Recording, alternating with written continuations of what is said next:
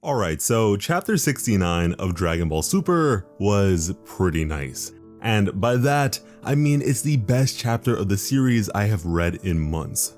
With the chapter just before, we had the recounting of the Saiyan invasion upon the planet Cereal, which led to the destruction of Granola's people. We would then receive Goku and Vegeta on BEERUS' planet, wherein the Oracle Fish was acting a bit strangely, which could be considered an ill omen for the universe apparently. But disregarding that concern entirely, Goku would begin training Ultra Instinct with Whis, establishing that he has only just begun along the pecking order. In the case of Vegeta, BEERUS would allude to another technique of the gods that may better suit him than Ultra Instinct.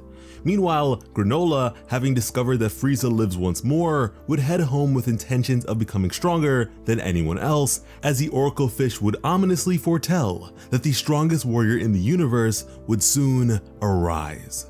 With this latest chapter, Granola would successfully make it home to the planet Cereal, and here he'd be met by the adorable Shugarians. He would then do a bit of light shopping, which included a simple conversation with a local clerk. The clerk would question why he and the old man he lives with don't just move into the city, but Granola would respond that it just wouldn't suit them. Granola would then ascend up the mountain, as apparently this city was established for the Shugarians by the very same people who employ Granola today. As it turns out, the Shugarians were once refugees who'd lost their own planet as well and paid handsomely for this new home. And with the views of the mountain, Granola was able to overlook what was once his own hometown, a regular reminder of what the Saiyans and Frieza had done to his people. We would then shift to the training of Vegeta, and I say training because despite what BEERUS said in the previous chapter, he was to me clearly training Vegeta here. He'd firstly question how many planets the Saiyans had destroyed, a question that Vegeta could not answer, but would denote such acts as sin. An interesting thing to say to a god of destruction whose very purpose is the destruction of whole worlds. Vegeta would mention how things changed a bit under the boot of Frieza, but not as a means of shifting the blame necessarily, as he doubly recognized that his father built his throne atop countless deaths to begin with. BEERUS would question if it was the destiny of the Saiyans to be wiped out, to which Vegeta would agree. Now, this surprisingly pissed BEERUS off and definitely confused Vegeta, as he couldn't see how this possibly related to the subject at hand. But according to BEERUS, it had everything to do with it, as in an instant he'd blow up a nearby planet, doing so suddenly to the surprise of everyone. In fact, the Oracle Fish was woken out of its sleep and had a whole experience. And although this moment was pretty crazy, it was just a decorative planet as it turns out. But seeing this technique was more than enough to pique Vegeta's interests, and this was only a small fraction of what BEERUS is truly capable of. And just as Vegeta began to further inquire, BEERUS would grip his face and plant him on the ground, going on by saying that so long as Vegeta continues to be withheld by guilt, this power will never be obtainable to him. That not even including his own crimes, he, for whatever reason, shoulders the guilt of all Saiyans, a rather self-centered way of thinking for a mortal. Now shocked, Vegeta would furthermore be thrown into a nearby tree. And that's when it would happen. BEERUS decided to tell Vegeta the truth. The truth that it was he who told Frieza to destroy the Saiyans. Vegeta was just speechless as BEERUS would further egg him on, and in response, the rage, the anger welled up in the Prince of all Saiyans, and it was overbearing as he would transform, with Whis and Goku beginning to sense this emotional outburst. And with that, it would be BEERUS versus Vegeta. But it was as if Vegeta was moving with weights against him, as BEERUS would evade and counter with ease. Vegeta would then respond with a barrage of energy, then cutting the distance in an instant, but not swiftly enough, as BEERUS would go on to stand atop his back, now saying that the many acts and atrocities of the Saiyans have nothing to do with him, that as long as he's trapped in the past, he will never be able to go beyond his current capabilities. But Vegeta wasn't hearing it. He'd force BEERUS' movement and continue with a flurry of misses just before having his wrist gripped with a Hakai to the chest, causing him to soar through the air with his armor absolutely decimated in that spot.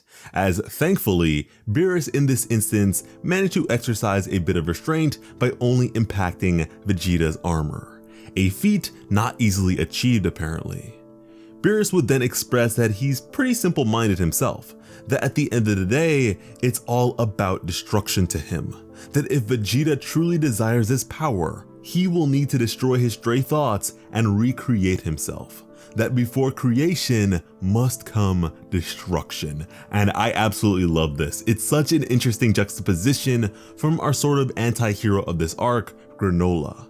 Both characters being burdened by acts of the past that in reality, they should have no responsibility towards. In fact, assuming that Granola experienced a sort of growth akin to humanity, both of these characters were children at their respective points. And right now, as this arc is beginning to be set up, it truly feels like a Vegeta arc more than anything.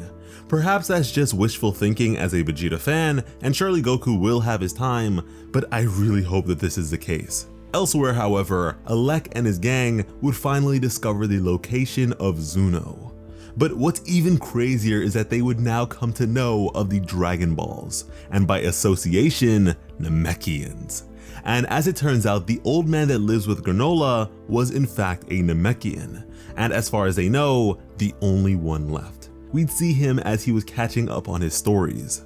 The two would share a bit of conversation, and I've always loved how non-obstructive the presence of Namekians tends to be. I mean, these people reproduce asexually and require only water as sustenance. That is absolutely amazing. They speak of the Shigarians feeling bad about moving onto their homeworld, but the old man had no issue with their occupation in the slightest. The conversation would then shift to Frieza and his return, but the old man would not have it. Granola simply wasn't powerful enough for such a thing, as Granola in turn would shift their attention to a lone Dragon Ball.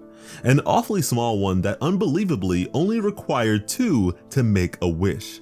But with the other one having been lost for over 40 years, the chances of doing so were unlikely. With this, the old man would speak of how the Dragon Balls began as a part of a ritual to celebrate their Namekian warriors, that they were not made to fulfill selfish desires. With this, we would then be taken to Planet Namek for a history lesson, one which I thoroughly enjoyed. Firstly, sets of Dragon Balls vary in both number and size depending on who creates them. Secondly, it's possible for there to be Dragon Balls on other planets with Namekians, something we have always known to be in the case of Earth. However, the possibility of more is certainly out there, as Namekians in fact originally hail from another realm entirely and have thus settled on planets beyond Namek. Now, this was interesting. We know that Namekians may be found in Universe 6, the Twin Universe, so perhaps that is their origin point. But it may also be argued that they may have gone from elsewhere to both Universe 6 and 7. Now, the reasoning and/or means to which such an occurrence would have taken place is truly fascinating to me. Perhaps this information could even serve to shine a light on the origins of the Super Dragon Balls. But anyways, at one point, a few dozen Namekians lived on planet Cereal, but at this point, it's just the old man. And when he's gone, so too will the Dragon Balls go with him. The two would then debate a bit about their use, but moral of the story, the old man doesn't believe Granola should pursue any sort of revenge. But as the old man slept and Granola kept the Dragon Ball in hand, eventually a news bulletin would appear on the television screen speaking of the discovery of a strange orb. It was in fact the second Dragon Ball. With this, Granola would go into the city and successfully steal it. With this, he began the summoning, and in speaking the necessary Namekian incantation, a dragon new to us would arise, one with an interesting design indeed. The wish of Granola would be to be the strongest, the greatest warrior in the universe, and that was a chapter.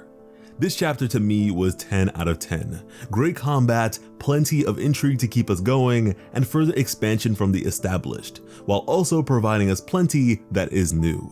This is Dragon Ball Super at its best, and I hope to see more like it. We would really love to make even more Dragon Ball Super videos for you guys, but that all depends on your support, so please, if you enjoy our coverage, let us know, and be sure to subscribe to Plot Armor with notifications on. Additionally, I suggest you check out our Patreon page, which as always is linked in the description below and the card above. Because when it comes to bringing you some of the best Dragon Ball Super content on the platform, Plot Armor has you covered. As always, I'm Slice of Otaku. Thank you all so much for watching and have an awesome day. I love you.